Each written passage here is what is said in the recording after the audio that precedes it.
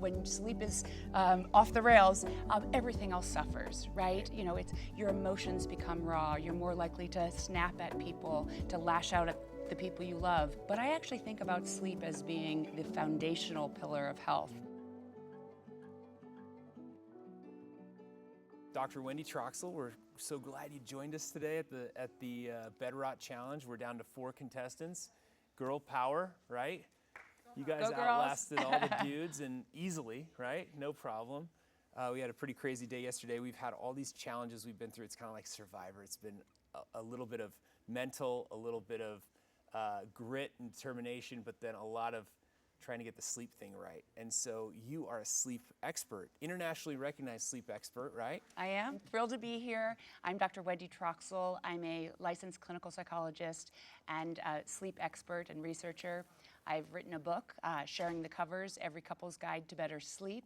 Oh. And I've been thinking about and studying sleep and treating individuals and couples and families with sleep problems for over 20 years. So I'm really passionate about sleep science and really about helping to translate what we know about the importance of sleep for all aspects of our functioning, from our health, our well-being, our relationships, our performance, and our productivity.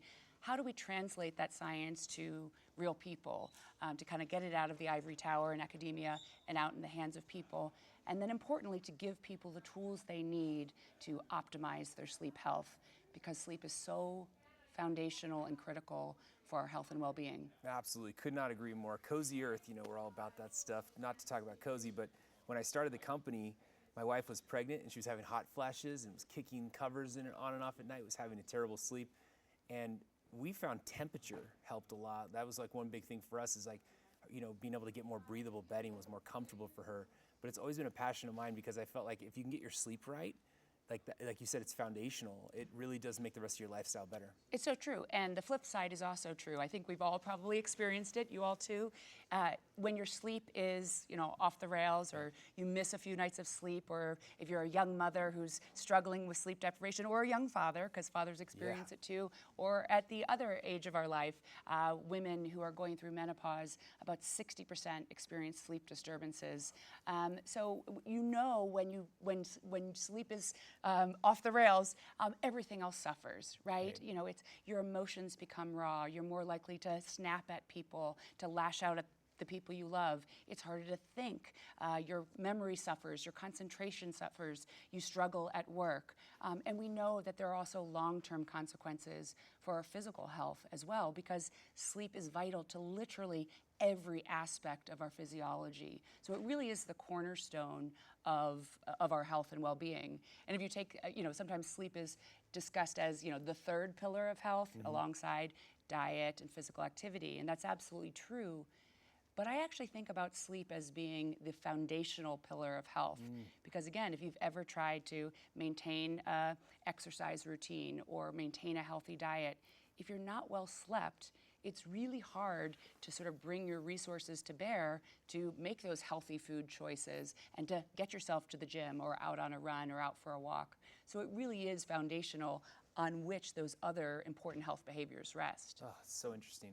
So, I mean, it kind of does remind me of children too, because, you know, when you have babies, I have 3 kids, and I was mentioning to you, one in high school, one in middle school, one in elementary. When they were younger, it was clear, like, either they needed a diaper change or they needed to take a nap. Yes. Yes. Right? Because like a lot of times their behavior would change immediately, but with adults we don't really think about that as much. I think the culture has changed a little bit, you know. Well, not changed, but it's like, you know, become a thing where burnout is like a real problem, and people are thinking like the way that I'm going to be most productive is I work the maximum amount of hours, you know, sacrifice everything, including sleep, to be successful. But what I'm hearing here is that this is kind of the antithesis of progress, right? It's not going to help you be more productive. It might hurt you. Exactly. I mean, we still unfortunately live in a culture where there's a component of society who still believes that sleep is for the weak, or you sleep when you're dead, and that, you know, sleep deprivation, we're just going to like hard charge through, sacrifice our sleep. That's a badge of honor, right? But we now have really robust science to show that's absolutely fundamentally not true. In fact, my colleagues and I did a study where we looked at the economic implications of sleep loss across the U.S. And we found that over the course, of a year, the U.S. suffers about a $411 billion loss to the economy due to the loss in productivity, absenteeism, and presenteeism, which is when people either don't show up for work or they show up for work and they don't do as good a job, as well as the health costs associated with sleep loss. It costs the economy $411 billion per year. So we really have to get over this idea that just being in this sort of hard-charging world where we go, go, go, and sleep is the thing that we do when everything else gets done. We really need to flip that on its head and instead think about sleep as the thing we do to set us up for success, for health and well-being, and for productivity the next day. You run into some people that say that they can function on less sleep than other people. And to some people, this is actually a really popular topic among friends. It's just like, how much do you sleep? How many hours a night do you get? Some people are like, I can't survive without 8 or 9 hours. Some people say I do fine on 6. Yeah. Is there a different body chemistry to certain people's sleep clock? Is that a real thing? It's a good question, and I think, the good news is I've been in this field for 20 years, and when I first entered the field, everywhere I went, and all my colleagues who had to be the same, we had to really hammer it home. You need to get 8 hours of sleep per night because, sleep was really sort of this forgotten entity. Nobody was focused on sleep. Our culture has changed quite a bit. Sleep is now big business. People are more aware of it. And so there's been a lot of focus on sleep. And unfortunately, I think there's sometimes been a hyper focus on, a magic number of sleep hours for all. Here's the truth. We all need sleep. We all probably need a bit more sleep than we're getting, but not everyone needs a perfect 8 hours. Some people, as you said, will need somewhat more than 8 hours per night. Some people will need slightly less. Okay. The other side of that story, however, is that there are more people still saying, oh, I don't need any sleep, or I get by just fine on 5 hours of sleep. There are probably some of those people that that's true. That's truly the case.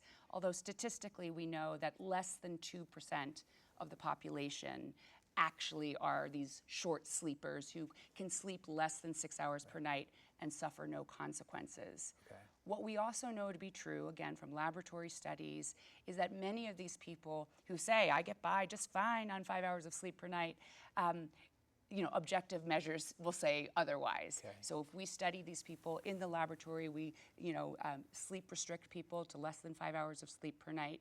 They will then function on cognitive and reaction time tasks at a level of impairment that's the equivalent of being legally drunk. No kidding. So there's a lot of people in our society who are going around saying, I get by just fine with 5 hours of sleep, but everyone else around them might be suffering. Yeah. So again, I think we want to move away from this idea that there's one magic number for everyone.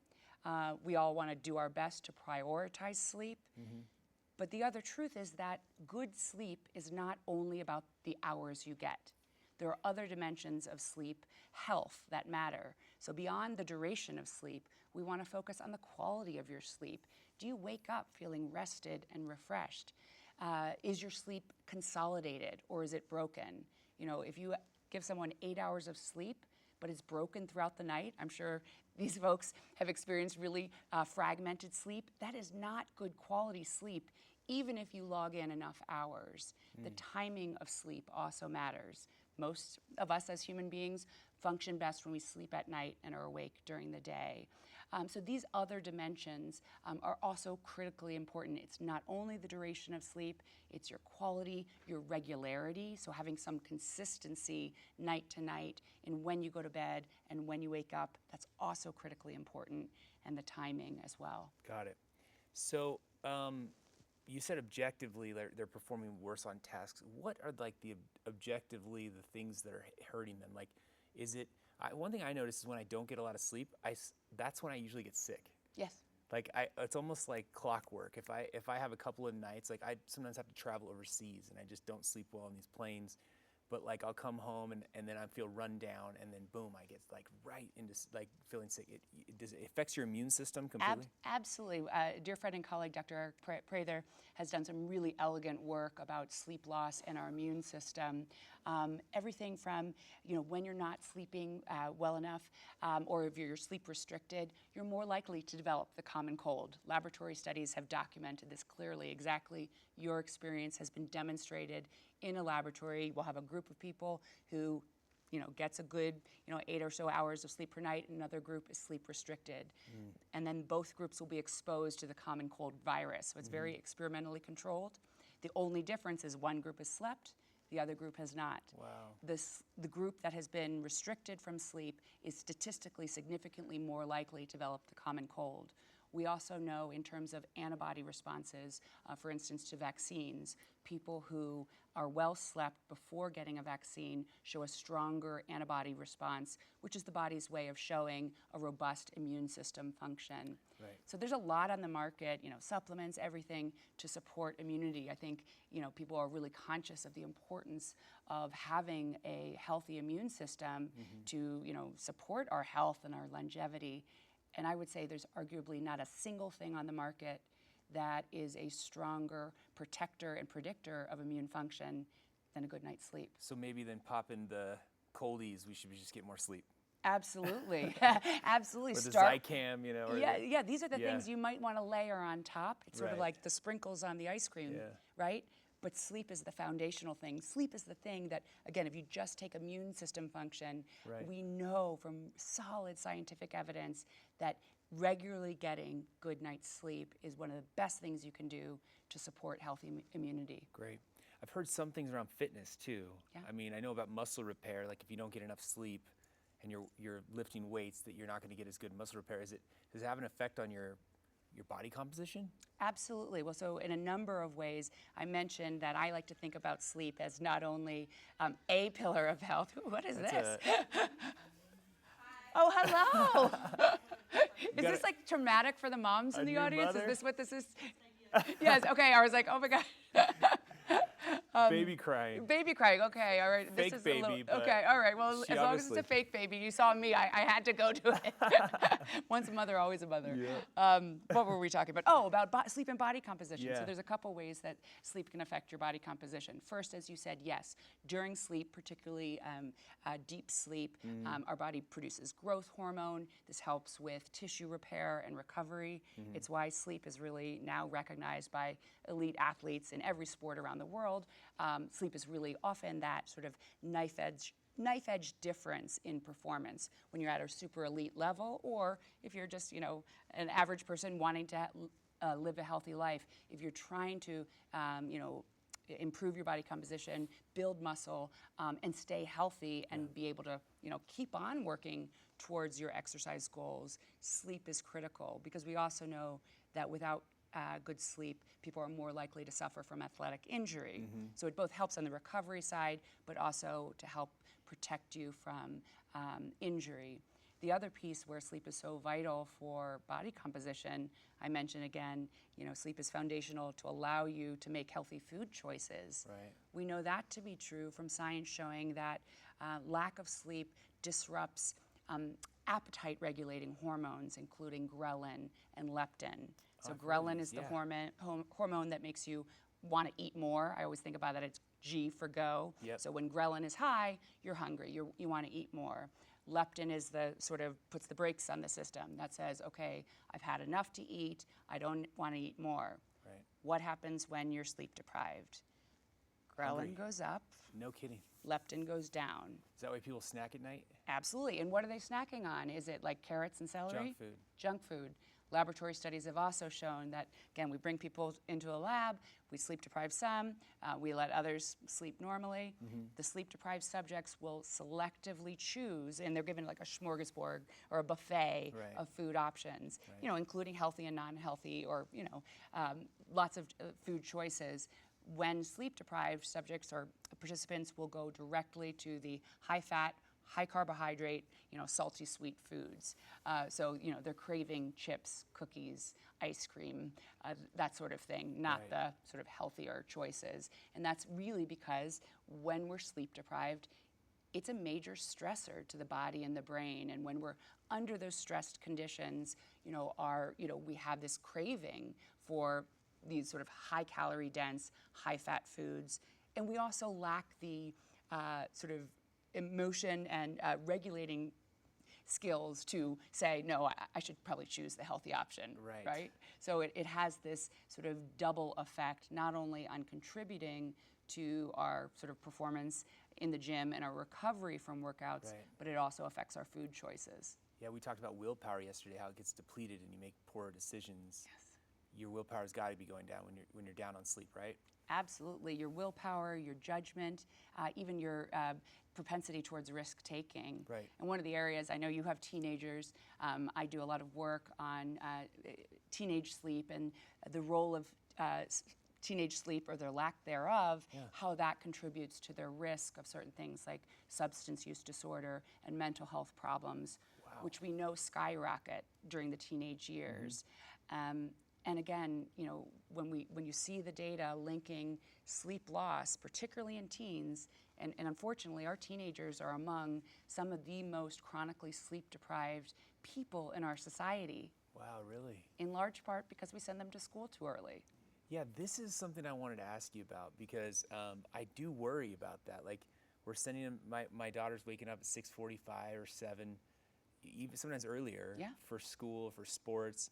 They've got her in there all day. At night, she's been at practice. She's super revved up. Yep. Doesn't feel like she's ready to go down and go to sleep. Yeah. It's midnight. She gets to bed. She's back up at 6:45.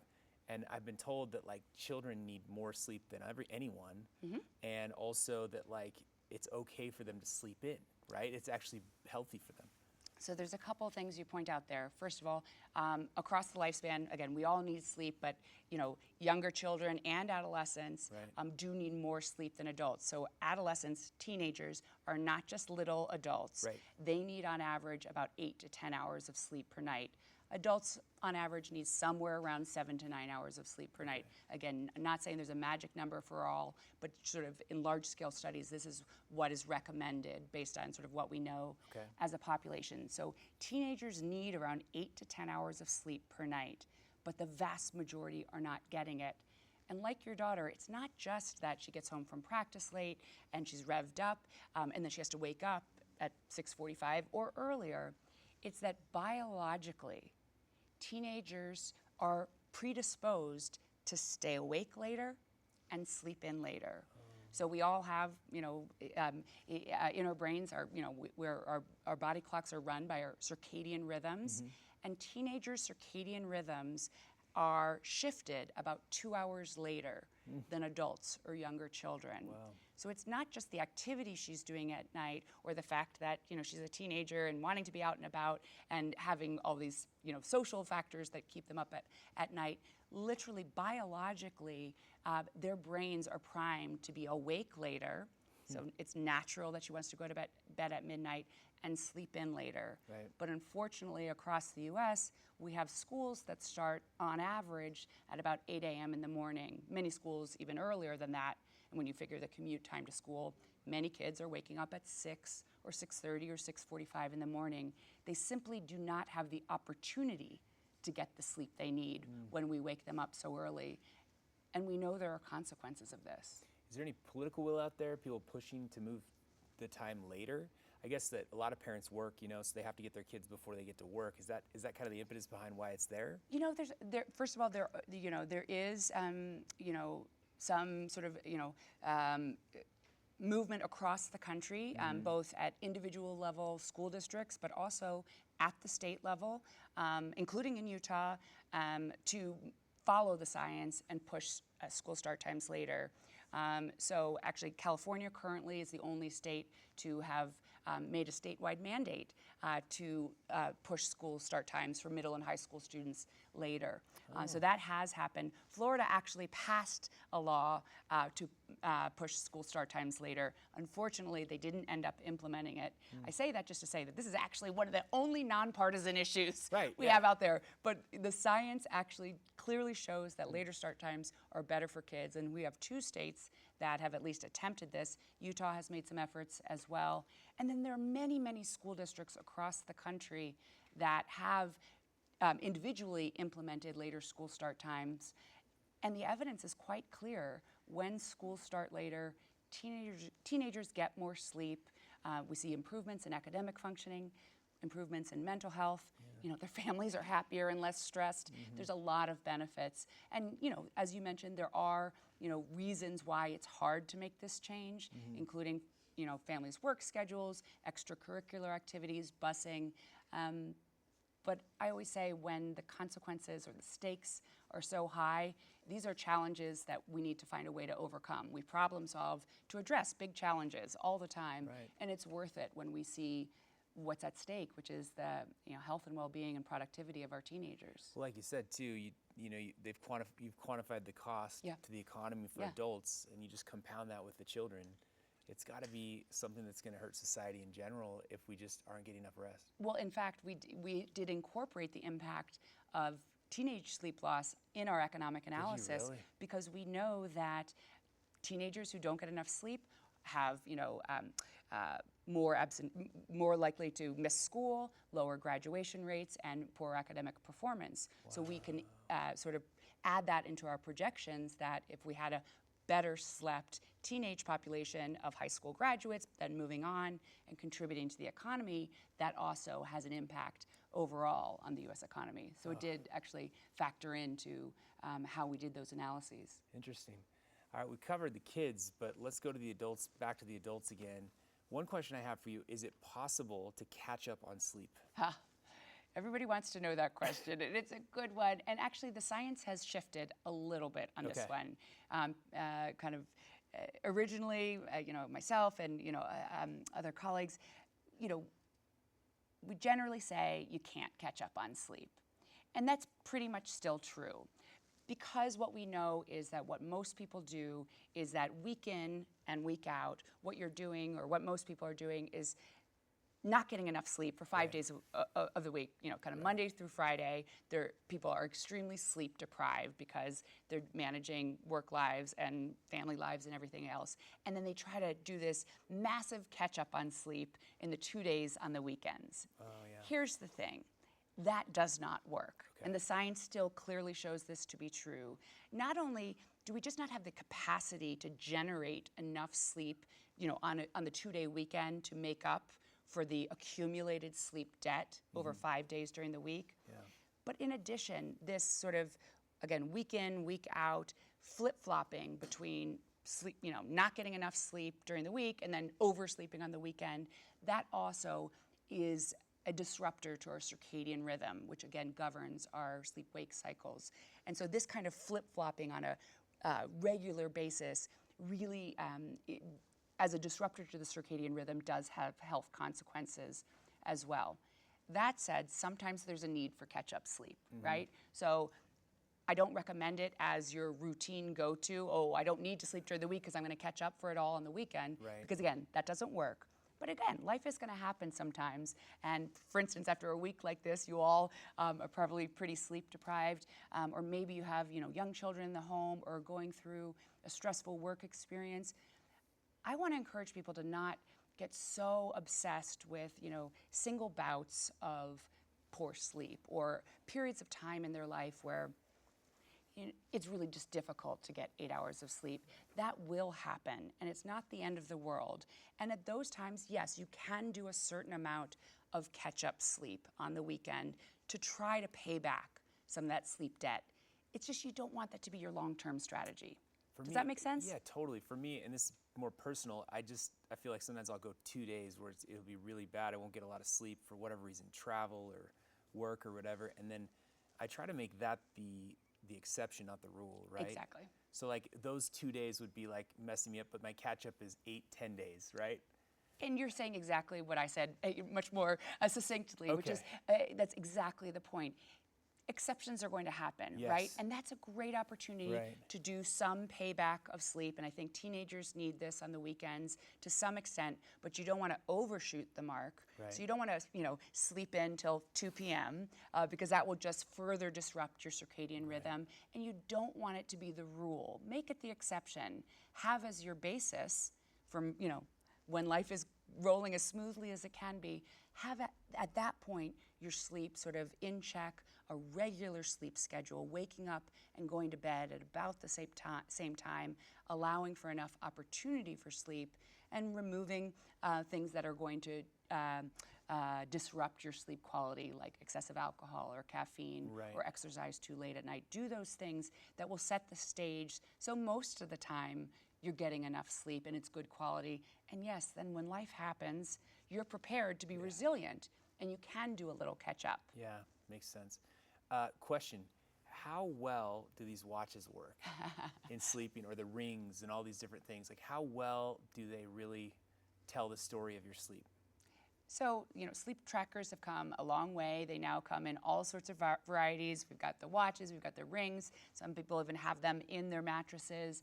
There's all sorts of technology out there. And the science has really advanced. It's much better than, when, I first started in the field. That said, what they're best at doing is measuring your sleep duration, how long you slept, and the efficiency of your sleep. That is your sleep broken or more consolidated? It does a really good job at that, and kind of almost everything on the market right now is pretty good. They're not perfect though, right? So they still don't do exactly what we can do with the gold standard technology, which is known as polysomnography. And where I get concerned, and I think where people get hung up on the value of the data, is a lot of obsession over, oh, my watch told me I got X% of deep sleep, or I only got, 10% of REM sleep. What do I do? Right. And like, oh, My horrors. sleep score is really low. My sleep score is really low, as Yeah. if like sleep is a test to pass. Yeah.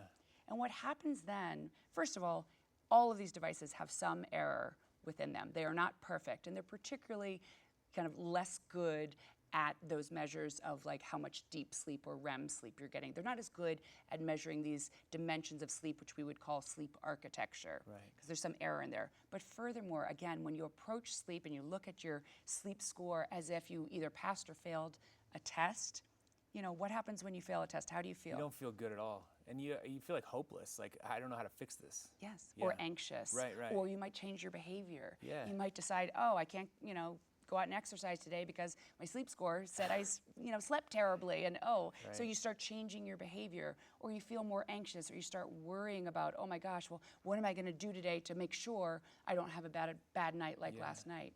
That sort of hyper focus and obsession on a number is really not going to nurture your sleep or reinforce the kind of habits that will actually be predictive of a better night's sleep quality. Right. Instead, what we definitely know for sure is higher levels of anxiety will predict a poorer night of sleep. Right. And so if you're obsessively focusing on a number on your watch and it's making you feel anxious or tense or more worried, then I would say it's no longer serving you.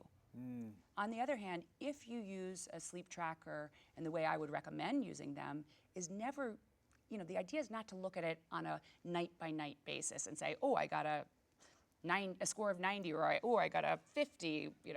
and I should freak out about that. Any given night is not the point of these trackers. What you want to do is use their data over time. Say, look at your sleep data over 2 weeks, and maybe you try a new behavior in that time. Like, let's say you start, an exercise routine if you haven't been exercising before.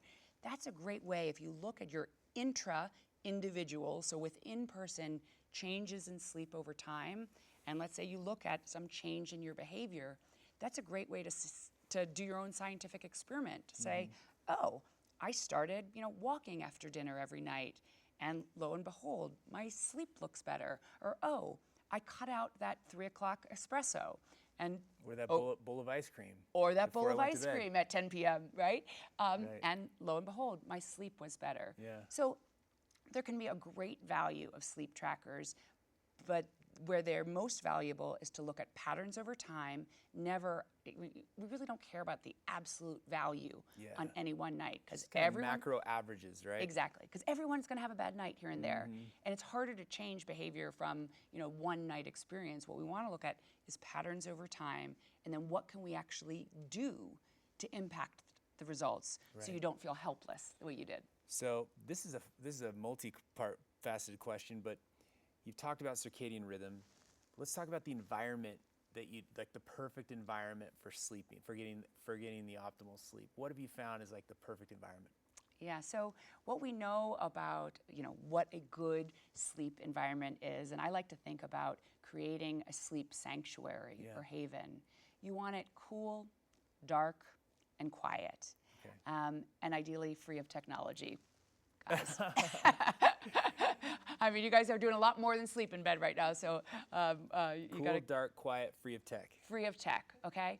And and one of the things that I What focus about on. bright lights Yeah, on you all that's the time? that's the dark thing. So there's a number of things you can do. When we talk about cool, we're generally talking about somewhere in the range of 65 to 68 degrees Fahrenheit. Okay. You want it should be cooler than the ambient temperature that you would feel comfortable in as you go about your day, but not so cold that you're shivering at night. I definitely recommend layers on a bed so that you can get into the bed, get nice and cozy, and then unlayer as you go. Yep. And given that one of my specialty areas is couples and sleep and what Yeah. it's like for two people to share a bed, I also recommend strategies that allow for both partners to experience, different temperature preferences. Yeah. So either having, the Scandinavian method is one strategy where both members of a couple will have their own separate duvets. Comforter, right? Yeah. Yeah, it's Yeah, yeah. really nice. You get to cozy up in your own duvet, or maybe your partner likes a lighter duvet.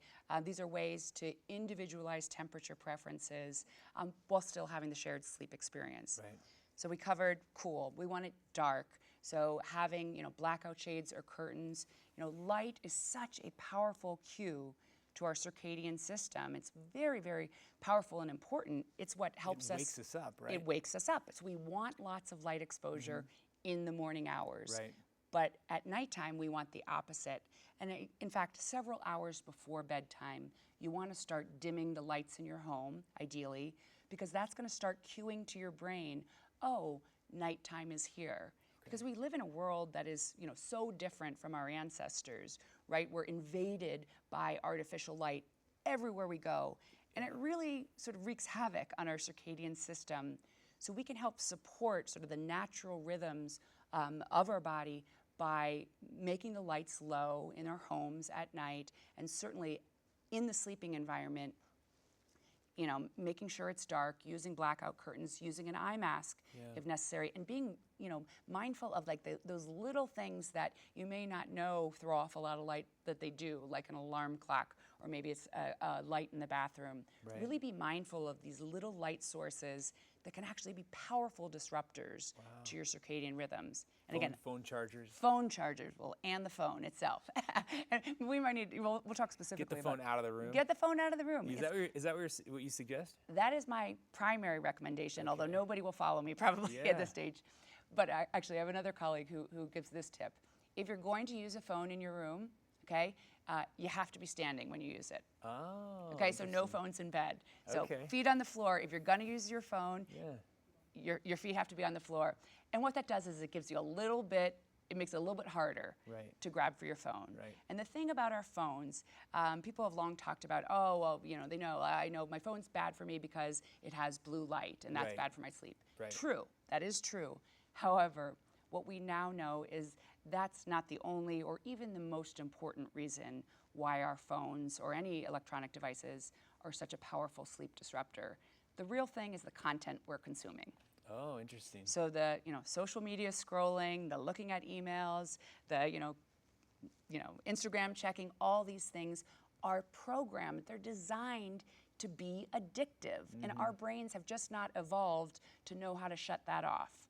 So if you're using your phone at night, it's not just that the light that's hitting your eyes, it's really that content that is sending a signal to your brain, okay, stay alert, stay awake, I gotta keep scrolling. Right. Right? So it's really both, the content and the light. So that's why I say phones out of the room, or if you're gonna keep it in your room, try the feet on the floor technique. Right. Okay, so we covered cool, light, free of distractions, and again, anything you can do to support if you're sleeping with a partner to make both of your sleeping preferences, tailored to your own individual needs. So again, in terms of temperature, sound is the final one, and that also Right. plays a big role with partners. We want it quiet in the room, and if the partner is causing the noise, something I talk a lot about in my book, snoring is a big issue for many. There's lots of strategies couples can do: earplugs, white noise machines. If you have a partner who's a snorer, You can try to go to bed a little bit before your partner, because so that you're in a deeper stage of sleep before they come in and start snoring. There's lots of strategies to deal with that. Well, but I want to quiet talk about is this important. one for sure, because I mean, there's some couples here, right, who have a sleeping partner. It's like, it seems like, society has told you that, like, you have to sleep in the same room. And if you didn't sleep in the same room, I saw a cool thing in your book talking about, which is a controversial topic, I'm sure, sleep divorce, where it's like there's some situations in which couples are better off being in separate rooms. Yeah. Can you talk a little bit about that? Yeah, it's interesting. How do you do that and maintain like a good relationship? That's a great question. Yeah, so I've literally written the book on couples and sleep, and I've been studying this for a long time. So this is a question I'm asked all the time, in part because we attach such meaning to the marital bed as a society, right? It's deep, it's entrenched, and so this triggers a lot of feelings from people. It's a lot of people's worst nightmare. It is, because we associate, a sleep divorce with the same thing as a real divorce. Right. And when I approached this topic, as a scientist 20 years ago, I was really just curious. I didn't come in with any sort of attitude of like what we should be doing or shouldn't be doing. I just wanted to see what was true. And I wanted to bring some science to bear on this topic that people just feel so strongly about. And here's what we know. First of all, our attitudes and our societal trends on sleeping together versus apart have changed dramatically throughout human history. Right. So the marital bed is not like a construct that has existed forever and is necessarily meaning. It's more recent? It's more recent. I mean, it shifted back and forth. Like in medieval times, it wasn't just a marital bed, it was a communal bed. The bed was really the only piece of furniture in the house. It was also the most expensive. So, family members were also sharing a bed. It was also a place of warmth. In the Victorian era, if we shift forward, that was a time where sleeping apart was a sign of wealth and prestige and hygiene. So at that time, science was saying that sleeping together could breed infectious illness. And so sleeping apart was hygienically preferred, and also is what the upper class were doing, so it's what everyone aspired to. And then attitudes really shifted quite a bit after the sexual revolution in the 1960s. That's really when we started viewing sleep, at least in Western culture, or viewing the marital bed as this sort of sacrosanct symbol of the marital union. Okay? So that's sort of the context that I came into this. And what I found is, the science on sleeping together or apart is actually quite mixed. There is no one-size-fits-all sleeping strategy for all couples. That is, science does not show that, couples who sleep together stay together. Science also does not show that couples who sleep apart, are destined for a relationship rupture. Rather, what we know is that couples who are able to come to decisions about how both partners are going to get the best sleep they need in an open and honest way, and who are intentional about it, that's what's really key to a healthy relationship. Because what we know is that sleep is vital to healthy relationships. For sure. Right? Like when you're well slept, you're a better partner. Yeah. You're a better communicator, you're more empathic, you're happier, you're less prone to depression or substance use disorder, all of which can negatively impact your partner. So again, what we know is sleep is good for relationships. How you sleep, that's really up to the individual couple, and we need to be less prescriptive about it, because what works for one couple may not work for another couple. What we also know to be true is that, again, how couples arrive at the decision matters. And this gets to your point of like, well, how does a couple who chooses a sleep divorce, how do they maintain a healthy and happy relationship and maintain, their sex life too? Because that's what people are also scared about. The answer is really simple. They're intentional about it.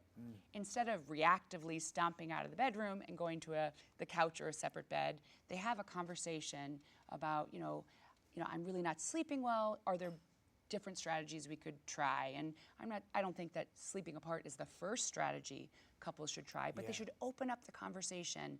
And if that's the strategy that they decide they want to experiment with or go with, then they also have the discussion about, okay, well, how are we going to do this, but also maintain that important time together before we fall asleep, Right. right? Create that as a ritual. And how do we maintain intimacy? Is it, are we still going to have time to be together, to cuddle, to be intimate before bed, and then we're going to go our separate ways? Or maybe it's an entirely other time of day.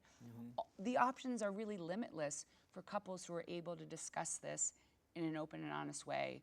But what they should prioritize as a couple, and that this could be a mutually enhancing goal, is how do we both get the sleep we need so that we can be the partners we want to be?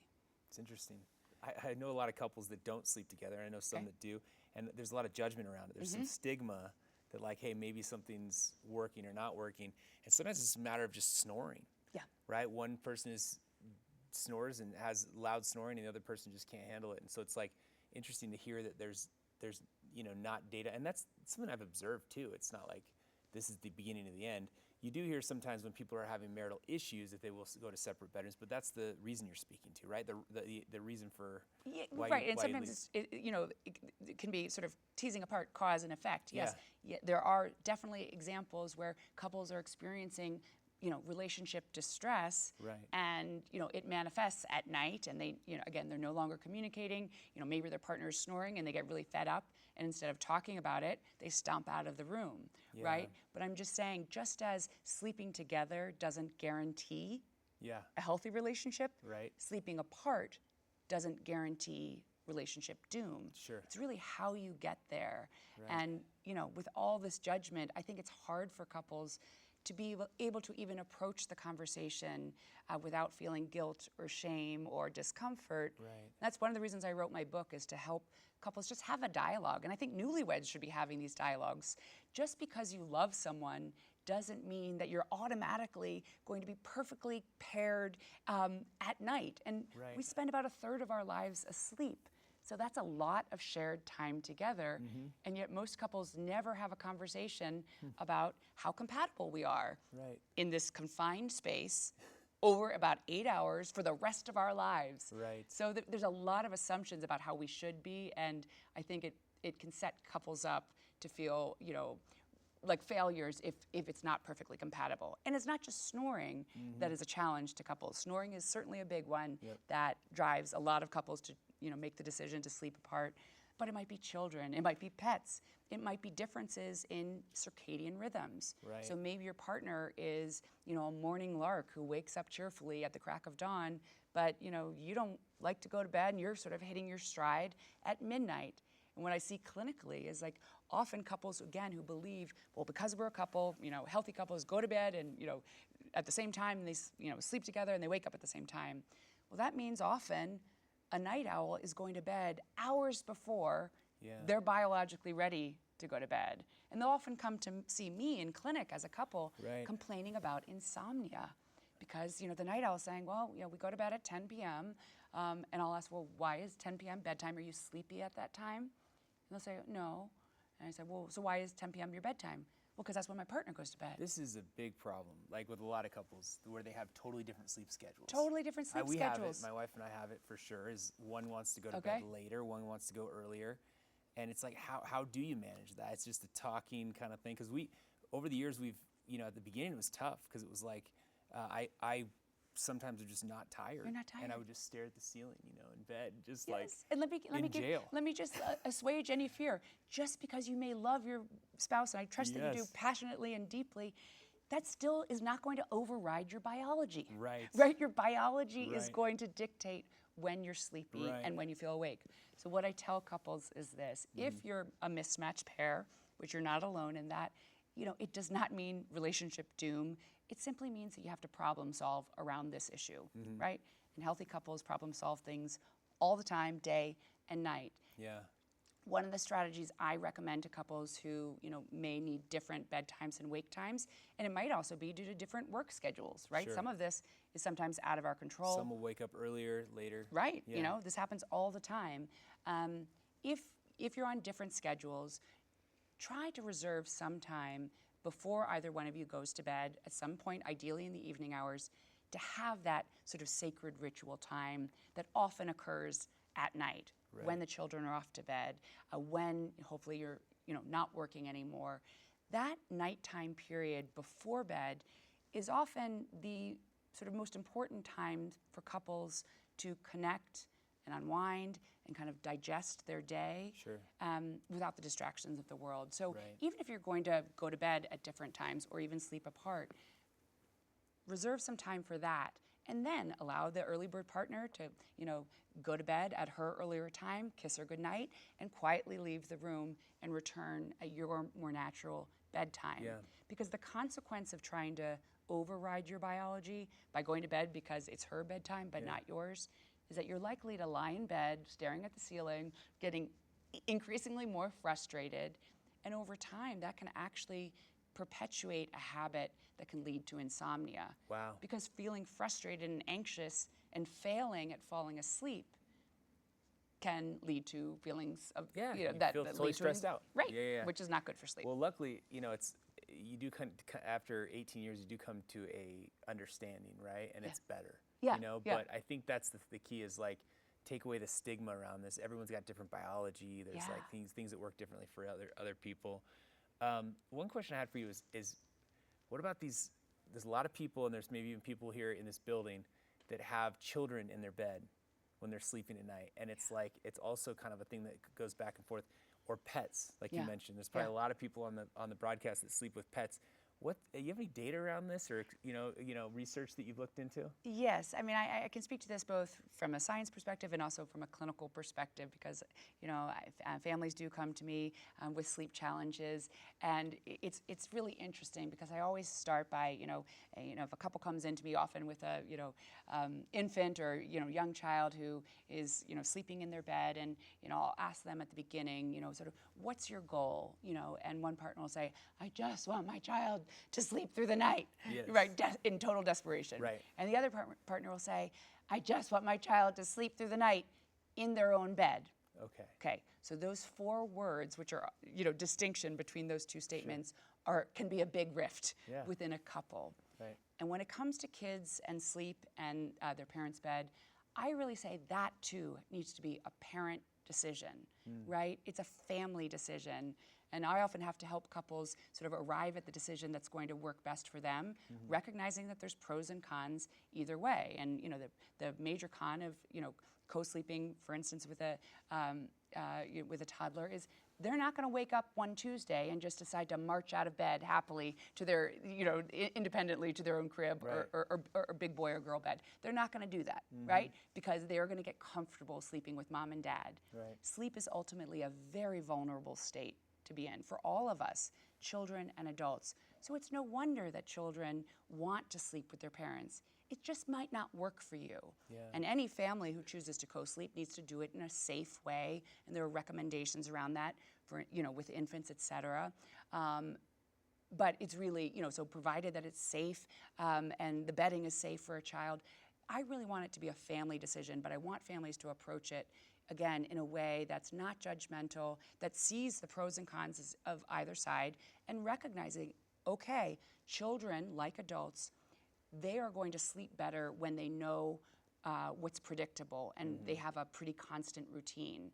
So if you choose to co-sleep with your child, know that it will also be a process to eventually get them to sleep independently. Pretty difficult. It can be difficult, and yes, it's absolutely doable too. So I urge parents to say, whatever you decide, you can shift gears. But you can do it. You can do it, but don't expect it to happen overnight. Be is patient. it going to hurt the child? It is not mentally, going to. If you take the kid out of the bed. It is not going to hurt What if they say, the child. Mom, Dad, I just want to sleep with you so bad? And I really, again, I say this knowing, and this is, one of the reasons why I study the social context of sleep. It is very normal that our children want to sleep with us. We are their attachment figure. Right. It just may not work for you, and that's also okay. And there's lots of data to show that children who sleep independently sleep better, Wow. Do not suffer emotionally, all these things.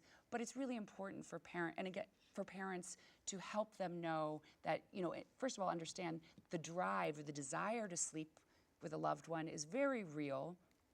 So how do we create that for a child if we choose to have them sleep independently? Right. How do we create those feelings of safety and security that you can get from mom and dad, but have independently? And we can help our children do that. It's actually a very powerful tool. So again, I don't like to be prescriptive about this because I think it's a family decision, Right. but I want to help families come to the decision that will work for them, knowing what this will look like and knowing what the child experience is. Okay. And then make the choices that will work for them. When it comes to pets, this is a funny one because I talk all the time. People ask me permission all the time, basically, to let them sleep apart from their partner. That's a much easier conversation than, pet is harder to God get out. forbid I Yeah. talk about, the role that your pet might be playing in your sleep disturbance. Yes. Here's what we know: pets will disrupt your sleep. Got it. Particularly for adults. I've experienced it. Yes. Yeah. They dream. They have different circadian rhythms than adults or than humans. So they might be, scurrying, chasing a rabbit in their dreams throughout the night. Yeah. So they toss, they turn, they do these things. They snore, all these things, or they might be spread eagle on your bed, taking up all the space. And yet people love sleeping with their pets. Mm-hmm. And so, having been in this for 20 years and seeing many people in a clinical setting as well, what I know is, I can say the words that, yes, if you're really struggling with sleep, and particularly if you have issues like sleep disordered breathing or asthma or sleep apnea, you really might want to consider having the pet at least on the floor, not in the bed, Right. because pets also have allergens and pet dander, Sure. which can worsen those things. But the truth is that people derive a lot of safety and security from their pets. And so, and getting good sleep is in part about feeling safe and secure. Right. So if you're deriving these psychological benefits of sleeping with your pet, I said the science, I said, there are some reasons why objectively you may sleep worse, but you may still benefit. And I think you need to make that choice. And what's really interesting is the data is a little bit different in children.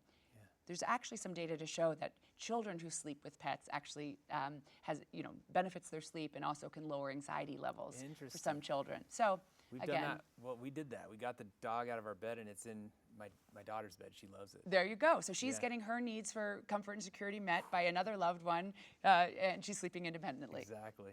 One question I did have real quickly: white noise, brown noise, orange noise. Are these things? Do these help? Because we prefer the brown noise in my house. We do it every night, and it seems to help me. I think it's great. I think it's another great use of your sleep tracker. You Yeah. can, do a little mini experiment on yourself. Yeah. You have a sleep tracker, It's not going to disrupt sleep typically, or it just depends on the person. It really depends on the person. So I think, sort of referring back to sort of your subjective experience matters. You can also look at your subjective data. Where, the type of noise, I don't, really see robust evidence that it matters. Find what works best for you. Different types of noise can be beneficial to sort of drown out other noises. Let's say you live in a city, or let's say you have a partner who snores.